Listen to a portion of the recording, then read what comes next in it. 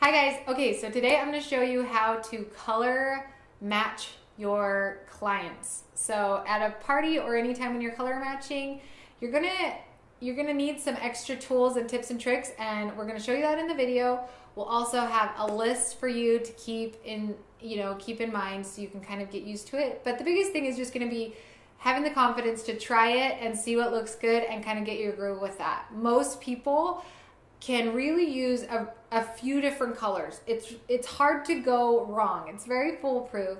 So don't be stressed, don't be worried. It's just the beauty of it is it's just makeup. So if you get on the wrong color, and even I do, I created this stuff and I put the wrong color on people all the time. No big deal. I wipe it right off. I put the other color on.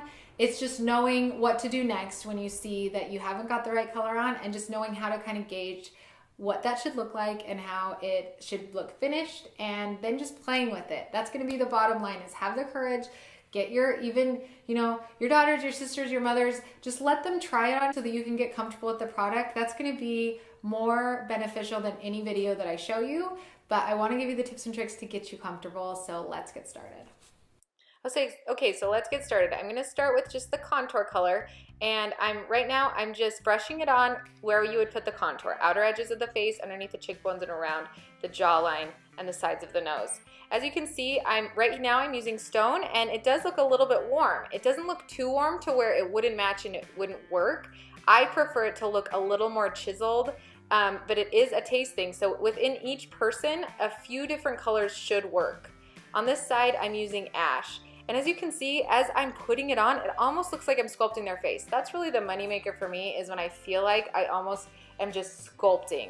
When I'm applying it, I can just see that skin receding and the optical illusion of a shadow. That's really my goal.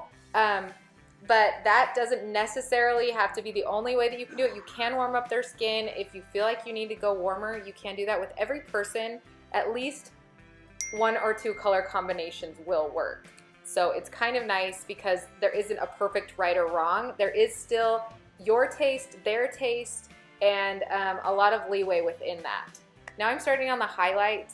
On this right side of her face, looking at her, I used a lighter highlight. I'm using Aura on the right side. And what happens when you use a too light of color, and I feel that this color is too light, and you might not be able to see it, but I'm pointing it out here, it does create kind of a texture. And when people say they see it on their skin, or they see a texture, or it makes you look dry or bumpy, that's 9 times out of 10 or 99 times out of 100, that's because you have the wrong color. So here on the other side, I'm using Sunlit, and I think that's a better choice for her just because she has a lot of redness, and the Sunlit really mellows that out.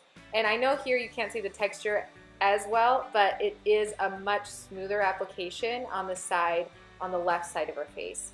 So with the highlight, that's really your indicator. Is it washing them out? Is it creating a bad texture? Is it hard to blend? If any of those things are at play, you know that you have the wrong color, and you just need to usually shade up. That sounds like too light of a color. With your lighter skin tones, you really want to not worry so much about going way lighter on their skin tone, because they already are so fair. You're gonna get that contouring from the contour, and not to worry too much about getting such a bright highlight. As they get into the darker skin tones, it switches. See how that works? So now that they have dark skin tones, you're gonna focus more on the light and not too much on darkening their skin tone. And for the really dark skin tones, we have 2 colors coming out. I want you just to know right now that I know that we don't have all of the variations, and we need to and we'll have those as soon as possible. So I am so sorry if someone is too dark and none of the colors are working for them. Do not stress. Within just a very short time, we will have Mango and Indigo. They're beautiful colors, and they will match the darkest of your clients. So no trouble there. Right now I'm just doing it on the blush. With blush, it's really the world is your oyster. Whatever looks beautiful and whatever is in their taste. I usually ask them, do you like a more neutral blush, in which I would go with maybe Desert Sunset? Or do you like pink? Do you like more of a flushed look? Pink would be Baby Watermelon maybe. The flushed look would be Ruby. And then you just try it on, and you can play with it a little bit. Usually everyone loves the first blush they get on their face. That way I would say 90 times out of 100. Some people are really hesitant to try blush, and I just say really encourage them to try it because it makes you look younger, it brings life into your face, and it's gorgeous. So here I'm working on a really, really fair client, and as you can see, here I'm using walnut, and that would be always my first go-to with a fair client, but it went a little orange. I don't know if you could tell. It was a little on the orange side, and like we always say, shadows don't create an orange color, they just create a darker shadow color. So I used ash, and on someone as fair as she is, you want to use a very light hand with your ash, but I did use ash nonetheless. And then I'm going with white peach. She looks like the fairest of the fair, so you might be tempted to go with moonlit first. And I always say I have a very, very rare amount of clients that actually use moonlit as their main highlight. So I'm using moonlit on the left side, and as you can see, it kind of is washing her out and looking a little ghost-like. It's not brightening her. If you want a little extra brightness, you can take the detailer hack and get just a tiny bit of moonlit under the eyes. And sometimes if someone just wants the quad, I will even recommend adding that moonlit to their white peach instead of getting an illuminator. And because I love how that just kind of pops her face, but it doesn't look so bright and white like it does on the left side, which I'm taking off now because I just not like how that looked. So I'm redoing the highlight on the left side because it was the walnut, which didn't match her, and then I'm going on with the white peach. And as you can see, that just looks so much more natural and soft, and you'll really be surprised at how fair someone can be, and the white peach will still work great on them. Now I'm going over with the powder. She had a little bit oily T-zone, and I'm using the powder. You'll learn a little bit more from our video on the tools, but I like to dip it in the vanilla dust and then just tap it on her face, and it works so beautifully. It is honestly, that brush and the vanilla dust will change powder lovers' lives. Okay, so next up we have a darker skin tone, and with her we could either go stone or ash.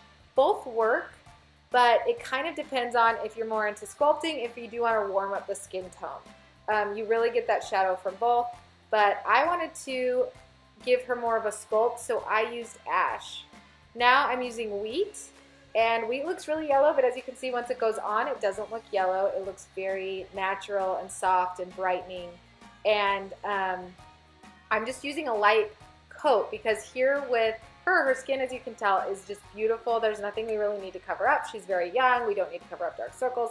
We're just brightening up her face, so we don't need to use a lot of product, and we don't need to pile it on or put it anywhere that we don't want it. So that's really going to be good for your younger clients, that they can use it very sparingly and they don't have to put a mask over their whole face.